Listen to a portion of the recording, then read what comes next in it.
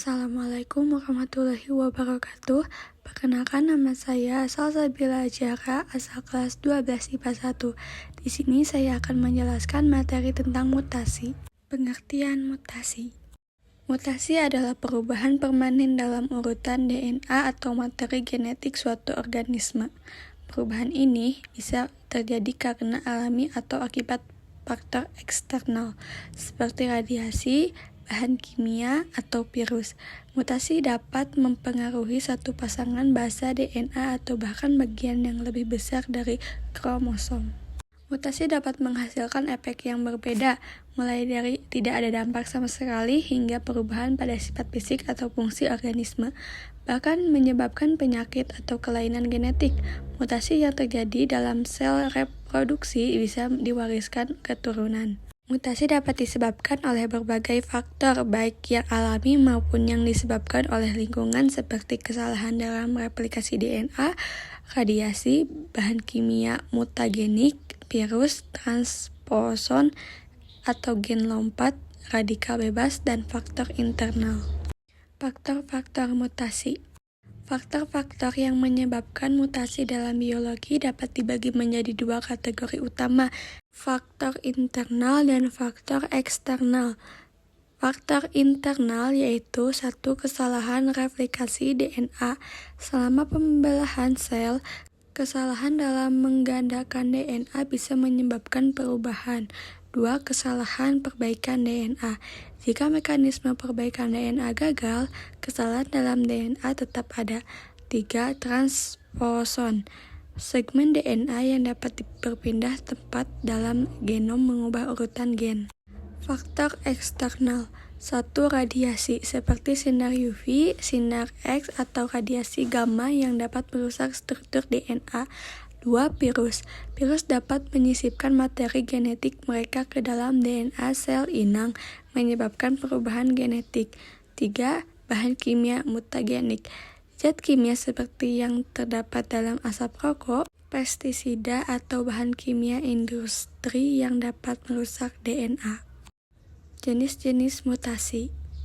1. Mutasi genetik. Mutasi genetik adalah mutasi yang terjadi pada sel germinal, yaitu sel-sel reproduksi seperti sel telur atau ovum pada perempuan atau sel sperma pada laki-laki. Mutasi ini dapat diwariskan ke keturunan karena sel gametik akan bergabung selama proses perbuahan untuk bentuk individu baru. 2. Mutasi somatik. Mutasi somatik adalah mutasi yang terjadi pada sel somatik, yaitu sel tubuh yang bukan sel reproduksi, atau sel telur atau sperma. Mutasi somatik tidak diwariskan pada keturunan karena hanya mempengaruhi individu tempat mutasi tersebut terjadi, bukan sel germinal atau terlibat dalam reproduksi. 3. Mutasi alami. Mutasi alami adalah mutasi yang terjadi karena spontan dalam DNA tanpa pengaruh langsung dari faktor eksternal seperti bahan kimia, radiasi, atau virus. Mutasi ini terjadi secara alami sebagai bagian dari proses biologis yang terjadi selama replikasi DNA atau proses perbaikan yang tidak sempurna.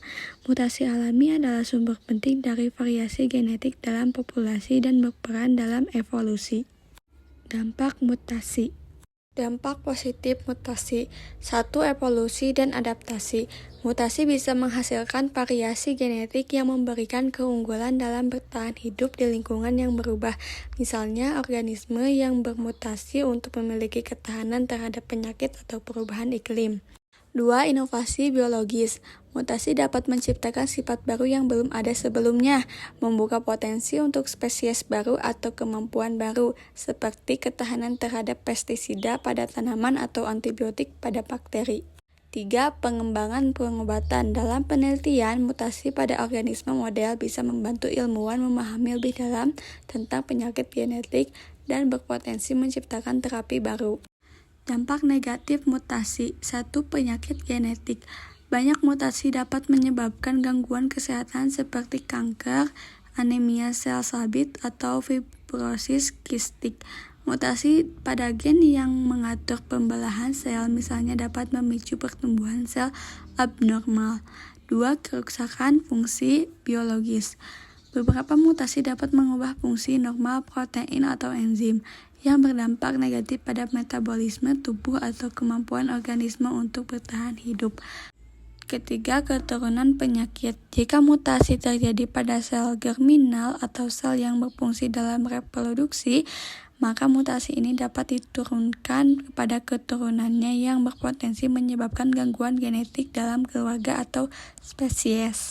Terima kasih, sekian dari saya. Maaf apabila ada kesalahan atau kekurangan. Wassalamualaikum warahmatullahi wabarakatuh.